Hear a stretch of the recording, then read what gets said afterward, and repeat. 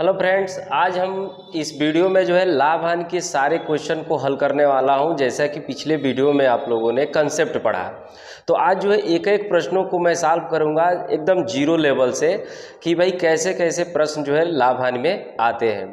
तो एक एक क्वेश्चन को अगर सीखना है तो इस वीडियो को देखते रहिए। आइए पहला क्वेश्चन देख रहे हैं।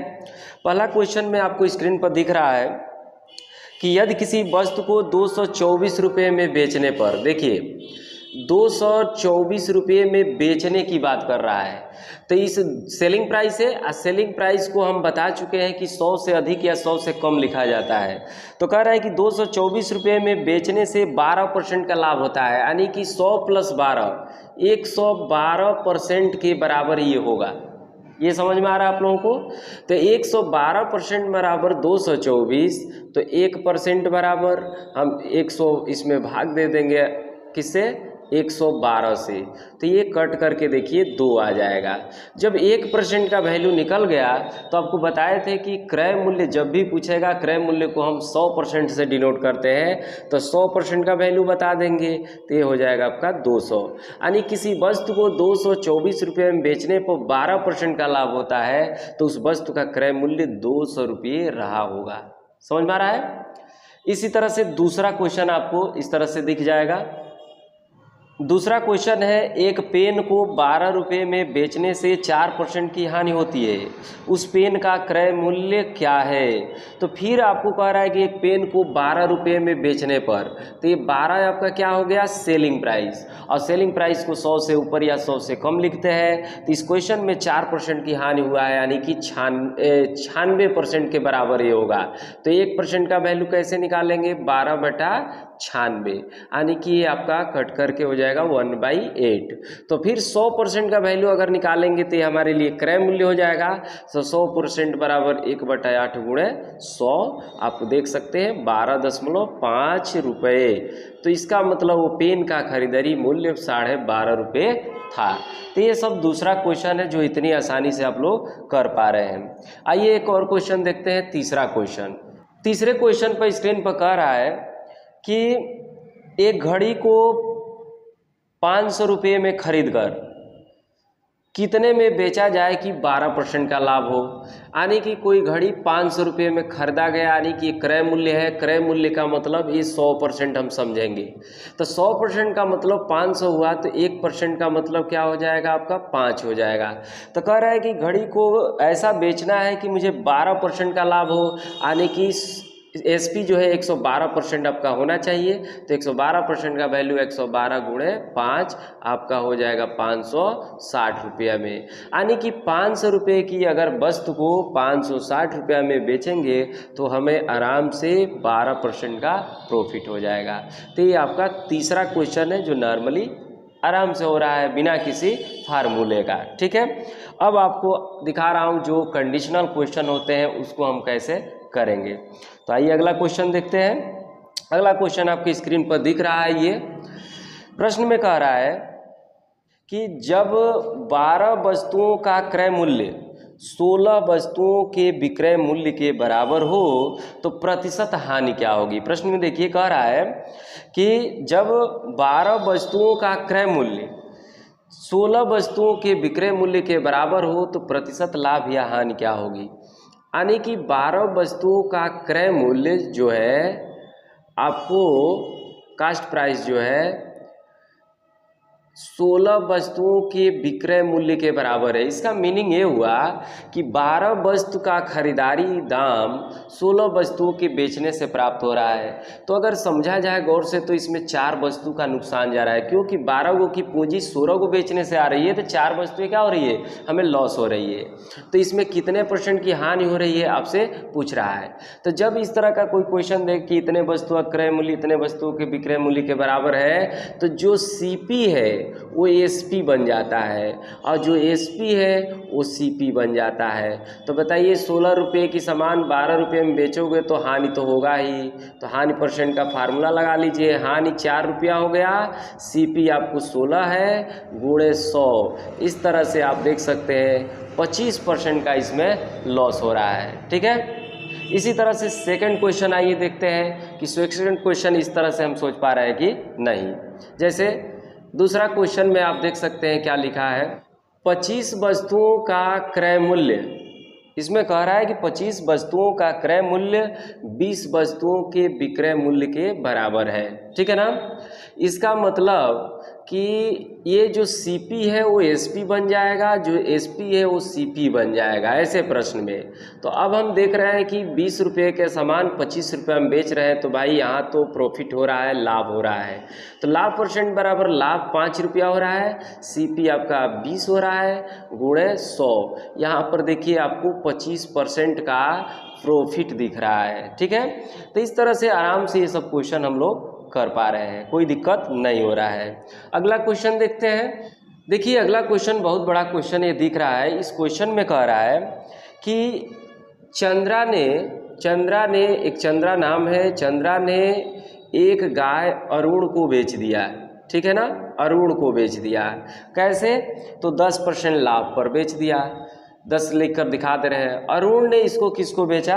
अरुण ने इसको 5% हानि पर चंदन को बेच दिया, यानी चंदन को ये 5% लॉस पर बेच दिया। और चंदन फिर क्या किया कि इसे मोहन को बेच दिया है, कितना? 20% लाभ पर, प्लस 20% पर जो है मोहन को बेच दिया है, ठीक है ना। अंत में कह रहा है कि मोहन इसे 12,540 में खरीदा। तो देखिए ऐसे क्वेश्चन में किसी एक का दाम देगा, किसी एक का देगा और किसी एक का पूछेगा। तो जब इसको देख रहे हैं कि 12,540, भाई नहीं दिख रहा है, यहाँ पर देख लीजिए 12,540 में ये खरीदा है। तो चंद्रा का पूछ रहा है कि कितने में खरीदा। तो मान लीजिए चंद्रा X में खरीदा, तो धीरे धीरे इसको हम ट्रेस करेंगे। X को 10% बढ़ाइए, 110/100, फिर इसको 5% घटाइए, 95/100, फिर इसको 20% बढ़ाइए, 120/100।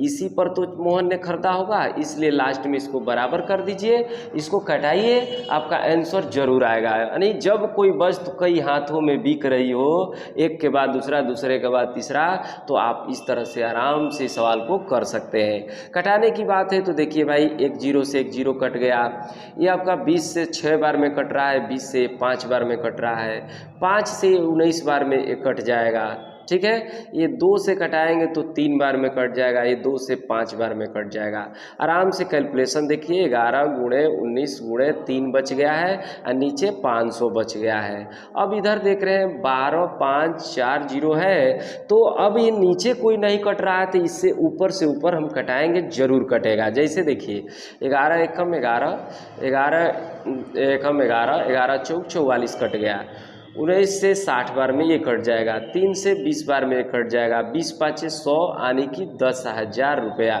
ये पता चल गया कि चंद्रा ने उसको 10,000 में खरीदा होगा। समझ पा रहे हैं आप लोग?